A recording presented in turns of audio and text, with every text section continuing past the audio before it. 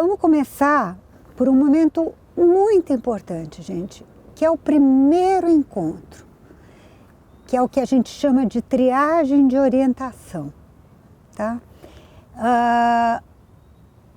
Triagem, porque é uma triagem, né? Ou seja, é um momento em que a gente toma decisões. É o caso de fazer o atendimento na orientação escolar ou não é o caso? Ou é o caso de fazer um outro atendimento prioritário ou mais adequado com outro profissional de saúde ou com outro profissional que nem é de saúde, de repente é um bom professor particular, ou é uma aula de esportes, né? Ou é levar mais para parque, né? Uma orientação de rotina, né? Então pode ser que a triagem da triagem geralmente fica metade das pessoas que se inscreveram e que são chamadas, tá? Que ficam na orientação escolar. Não é todo mundo. A gente precisa perceber se é a abordagem mais adequada e também se é prioritária. Porque às vezes tá bom, ia ser bom, só que tem outro atendimento que ia ser prioritário e a gente não pode transformar a vida das pessoas numa vida que é só ficar levando em tratamento, né, gente? A gente precisa ver se é o caso ou não, se fazer várias indicações, né, para estar em vários atendimentos, não vai ser adequado naquele caso, vai acabar tendo um efeito na direção inversa do que a gente acha que seria importante para todos poderem tá bem, né? Ou alcançar o tá suficientemente bem, né? Quando a gente chama, já tem algumas questões que a gente procura seguir. Então, a gente chama os responsáveis, todos os responsáveis mais importantes. Se tem, por exemplo, uma mãe e um pai separado, né? Ou uma mãe e um pai que vivem junto, ou uma madrasta e um pai, né? Aí tem as várias possibilidades de família, a gente tem que estar atento a isso. Mas a gente procura não funcionar nessa chave, né, de jogar todo o peso das questões escolares como sendo incumbência única da mãe, tá? Então, a gente não chama só a mãe, né, como é comum acontecer, né? Escolas que chamam só a mãe, atendimentos que chamam só a mãe. A gente faz muita questão, por exemplo, da figura masculina, num caso que é um casal, né? Então, não precisa, ele trabalha. Não, a gente luta pela presença da figura masculina, quando tem uma figura masculina significativa ou alguém que ocupa esse lugar. Podem ser duas mulheres também, né, que criam uma criança, que são, né, as mães dessa criança. Aí a gente, enfim, procura chamar mais de um se tem mais de um, né? E isso é muito importante, gente. Isso muda muito o trabalho. Esse momento pode ser individual ou pode ser em grupo. Aqui a gente tem podido e tem sido muito rico chamar os responsáveis em grupo. Então, eu costumo chamar os responsáveis por 5 crianças ou adolescentes inscritos. No caso de atendimento de adultos, né, como tem acontecido, de universitários, né, ou de pós-graduandos, né, daí a gente procura também chamar em grupo. O grupo, gente, muitas vezes as pessoas têm uma visão preconceituosa, achando que os atendimentos em grupo, eles são um jeito de fazer por atacado, porque é mais rápido, mais prático. E não é nada disso, né? Assim, o grupo é um dispositivo de trabalho muito poderoso e que dispara, e que facilita certos fenômenos que às vezes o atendimento individual não consegue fazer tão bem, né? E dispara outros, ou seja, cada dispositivo de trabalho tem as suas possibilidades e as suas limitações. Para esse primeiro encontro, em caso de queixa escolar, a gente tem percebido que o grupo tem sido um dispositivo muito potente, porque as queixas escolares têm sempre elementos que são de ordem coletiva, que eles não são de ordem individual, né? Então a gente sabe que tem muitas questões escolares que são produções do sistema escolar e que não é só de uma escola, inclusive, né? Mas isso muitas vezes é apresentado como sendo um problema da criança, olha, o seu filho, né? Como se fosse alguma coisa individual, né? E quando tá um grupo de pais ou de responsáveis juntos, as questões que são de ordem coletivas ficam mostram sua natureza coletiva com muito mais clareza, porque é a mesma coisa que um passou num lugar, o outro passou no outro lugar e o outro também, e as pessoas não se conhecem, né? Então isso aflora de uma maneira muito mais evidente, né? E com isso só a gente já tem uma grande função, uma grande possibilidade de pôr as coisas nos lugares e desculpabilizar quem muitas vezes é a vítima, né? Porque as pessoas vêm muito carregadas, ou então vêm assim, olha, é você que está agindo mal com o seu filho, né? Os pais também vêm muito culpados, né? E às vezes tem questões aí que não são dos pais, que são sistêmicas, que são institucionais, que são sociais, né? E, enfim, o grupo é um dispositivo muito potente. Os pais geralmente saem muito aliviados das triagens de orientação. Bom, um princípio que a gente tem, né, na orientação à queixa escolar é sempre estar fortalecendo as pessoas, né? E isso passa, inclusive, por alguns modos de atuar. Então, nesse primeiro encontro, eu sempre começo apresentando para eles, em linhas gerais, o que é a orientação à queixa escolar. Para que eles possam, e digo a eles que eu vou fazer isso porque é para eles poderem escolher se é isso mesmo que eles estão buscando, se é isso que eles querem. Ou seja, eu os instituo num lugar de sujeitos, né, que são capazes de ter um contato com o que eu estou fazendo criticamente e que vão eles exercer o seu poder de escolha, né? Então que eu os reconheço como seres pensantes, capazes de crítica, né, e de desejo, e reconheço seu desejo, sua possibilidade de escolha.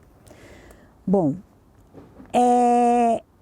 e eu levo em conta muito, gente, quando eu lido com pais de alunos que apresentam queixas escolares, que são pais que muito possivelmente na escola passaram por algumas vivências muito difíceis, né?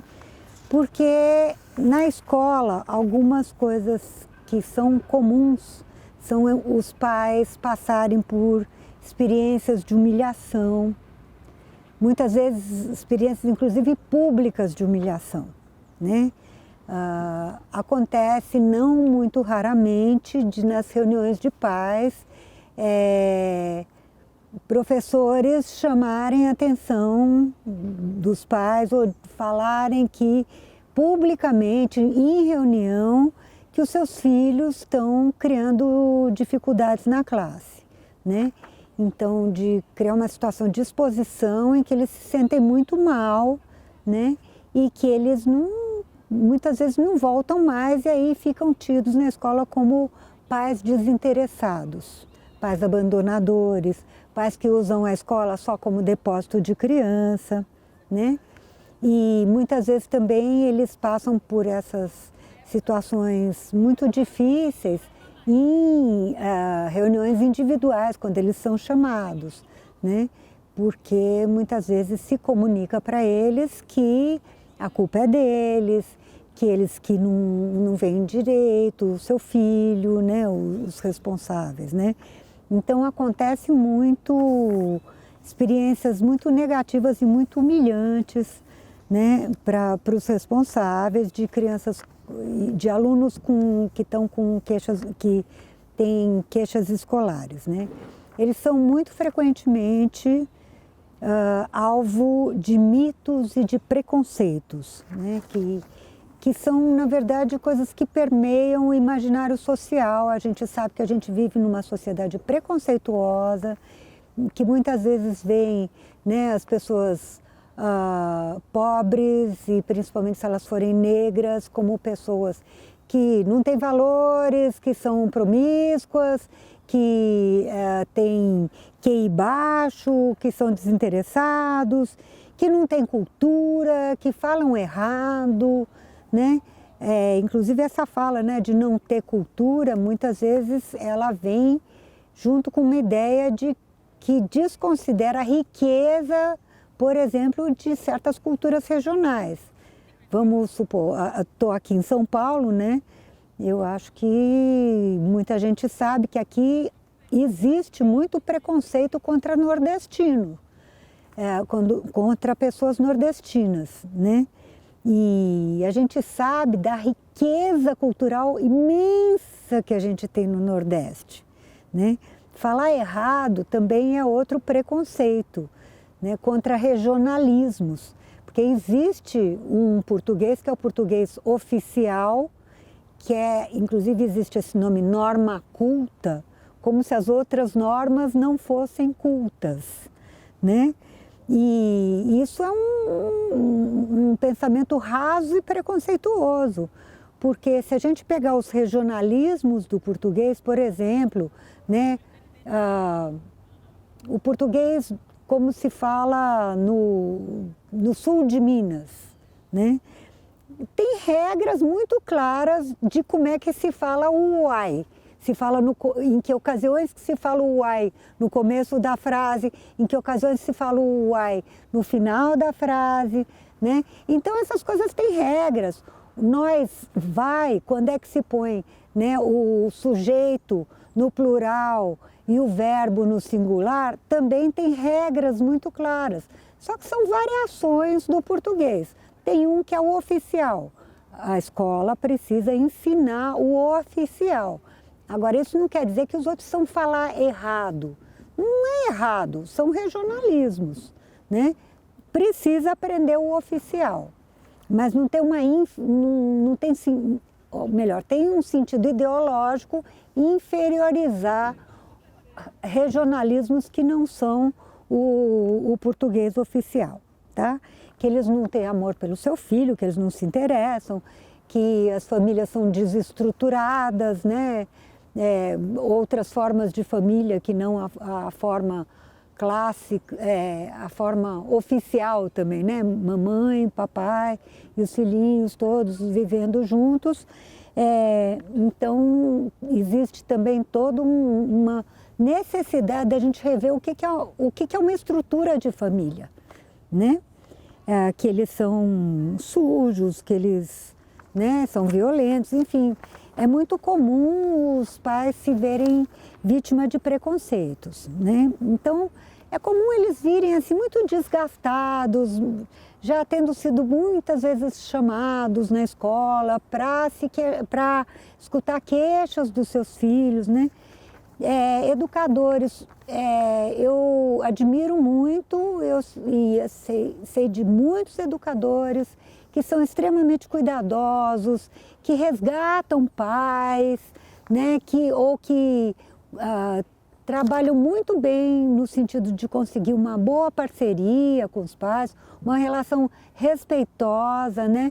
Mas existem muitos casos em que isso não acontece. Precisa se levar em conta, quando se faz o encontro com os pais, né, algumas outras características comuns que a gente procura aqui levar em conta por exemplo, o lugar da mãe. O lugar da mãe ou da figura feminina costuma estar muito carregado de culpa, porque a gente, como eu falei antes, vive numa cultura em que a responsabilidade pela escolarização, né, no âmbito da família é da mãe, né? Então, se o filho, tem uns mosquitinhos aqui, se o filho não está indo bem na escola, as mães se sentem profundamente culpadas e elas são mesmo muitas vezes responsabilizadas diretamente. Com as mães ou as figuras maternas responsáveis, né, que exercem esse papel de maternidade, é comum a gente observar que elas estão muito capturadas pelo discurso da escola sobre os filhos delas, porque elas são aquelas que geralmente frequentam mais a escola, né? Então é muito comum elas muitas vezes passarem por cima das suas próprias percepções para adquirirem, para passarem a reproduzir, para serem capturadas pelo discurso da escola a respeito do seu filho, e com isso deixando de lado suas próprias percepções, que às vezes não são as mesmas da escola, né? Agora, eu tinha falado, né, que tem sido muito importante lutar pela presença da figura masculina, né, ou quem ocupa esse lugar. Não nos cabe nos imiscuir, né, na vida familiar, se aquela família tem uma divisão de trabalho, que a mãe se incumbe mais da escolaridade mesmo e o pai do provimento da família ou outras funções, né? O importante é que é um outro olhar de uma outra pessoa, e a presença do pai tem trazido muita riqueza. É outra pessoa também pensando, também trazendo olhares sobre a criança, outras versões muitas vezes, né? E é comum essa figura masculina estar menos capturada pelo discurso da escola, porque é menos responsabilizado na sociedade que a gente tem aqui em São Paulo nesse tempo, né? Então, é muito comum o pai ter um discurso menos patologizado, que reconhece mais, que consegue falar mais sobre as capacidades, as habilidades do filho, né? Está mais solto para perceber o filho em outros contextos que não o escolar, que é comum às vezes essas crianças estarem melhor em outros contextos que não o escolar. E geralmente o pai, o responsável masculino, a figura masculina costuma trazer mais isso. Então enriquece muito o trabalho, né?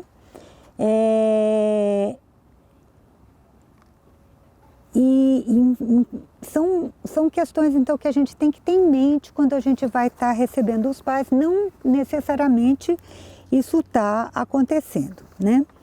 Então a gente recebe essas pessoas na triagem de orientação, vai ouvindo, né, o que eles têm a dizer. Não fazemos anamnese padronizada, a gente procura seguir o fluxo do que está sendo trazido para nós, né? Então, se eles vêm trazer uma situação escolar, a gente começa pedindo para eles falarem mais sobre isso, e aí vamos explorando esse caminho de acordo com o que o próprio caminho vai sugerindo no encontro com as nossas concepções, né? Geralmente eu colho nesse encontro a história de escolarização, tá? Quando é que foi pela primeira vez na escola, mas sempre contextualizado. Não adianta falar como é que a criança estava lá. Estava lá aonde? Ela era assim, em que lugar? Né? Então, ela foi primeiro para uma escola de educação infantil. Como é que era essa escola? Como é que era a classe? Como é que era a relação com a professora? Né? Daí foi para o primeiro ano. Como é que foi essa entrada no primeiro ano? Como é que era a classe? Como é que era a escola? Como é que era a relação com a professora? Enfim, sempre em contexto, né? Porque essa historicização costuma ser muito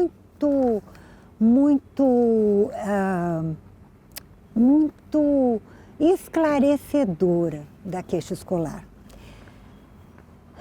Esse momento do primeiro encontro, tanto com os pais quanto com a criança, com o atendido, né, o aluno, né, quanto quando a gente vai na escola com os educadores, primeiro momento, gente, é um momento precioso, porque é muito mobilizador, né? As pessoas antes já se preparam, já pensam o que vão falar, né? Isso é muito frequente.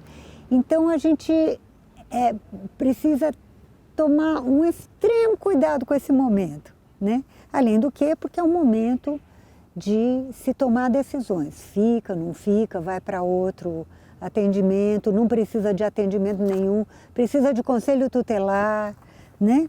Então é um momento muito importante. Uma coisa que a gente pede para trazer nesse primeiro momento é produções escolares da criança. Caderno, tá? É muito interessante explorar o material escolar da criança nesse momento, né, do aluno. Porque quantas vezes acontece de falarem de uma criança que não faz nada e de repente a gente olha o caderno e não é essa a história que o caderno conta, né? A gente percebe pelo caderno que a criança já sabe algumas coisas, sim. A gente percebe pelo caderno que essa criança está sendo submetida a tarefas que ela não tem a menor possibilidade de cumprir, então que ela passa o dia na escola, né, como se fosse aula de, não sei, de sânscrito, né, porque muitas vezes é uma criança não alfabetizada que tem que estar o tempo todo trabalhando sobre textos, né, então muita coisa o caderno esclarece, né, às vezes ela é tão caprichosa, o caderno está tão bonitinho, mas a escola se queixa tanto que isso não pode ser valorizado, né? É muito fértil pedir o caderno escolar e analisar esse caderno, inclusive junto com os pais. A gente pede também para trazerem, se tiver, né, laudos, relatórios da escola, carta de encaminhamento, né, receita, se estiver tomando algum remédio, né, a receita do remédio. Por que a gente fala de triagem de orientação? Que não é só triagem, é um encontro de efetivo trabalho, né? Então é um momento em que a gente ouve, em que a gente pensa junto, a gente problematiza, a gente historiciza e a gente busca tomar decisões. A gente tem que tomar decisões. Fica, não fica, vai para outro atendimento. Ou muitas vezes, não raro, acontece de falar, olha, parece que já está melhorando. Então não vamos mexer, parece que já emergiu um caminho, né? A rede de relações já se movimentou no sentido da superação da queixa. Então, vamos fortalecer esse movimento, né? Ou não está precisando de nada, né? Assim, acontece também da gente chegar à conclusão que não é um caso para atendimento, que as coisas que estão acontecendo não justificam um atendimento, né? É muito comum, gente, nessa sociedade medicalizada, patologizada que a gente está, patologizante, os pais virem muito assustados com questões que são absolutamente não doentias, né? E saírem daqui mais tranquilos, mais orientados com relação ao que fazer. Aqui são providências que eles podem tomar, atitudes que eles podem tomar, né? E, pensando bem, não está precisando de atendimento, tá? Então, essa é a triagem de orientação. Bom, ela não tem, então, roteiro prévio, a gente tem que estar sempre contextualizando a queixa, e é um momento de efetivo trabalho, não é diagnóstico e depois intervenção. Ela já é um momento de efetiva intervenção, né? A gente já busca caminhos, pensa recursos, pensa providências para tomar de imediato, né? Bom, aí, para quem vai ficar aqui na orientação à queixa escolar? Aí daí vai vir a criança, né? Antes de vir a criança, se a criança já vai vir, a criança ou adolescente, né? A gente tem que ver com os pais também, do que essa criança gosta, do que ela não gosta, no que ela é boa, para a gente preparar o encontro com a criança. A gente tem que estar ouvindo dos pais, né? Pesquisar com os pais e também preparar com os pais como é que vai, se eles já falaram para a criança que vieram aqui, se a criança já está sabendo, né? Como é que eles estão pensando em dizer para a criança, né, que vão trazer para cá, né? Então a gente precisa levantar isso e pensar junto, né, uma maneira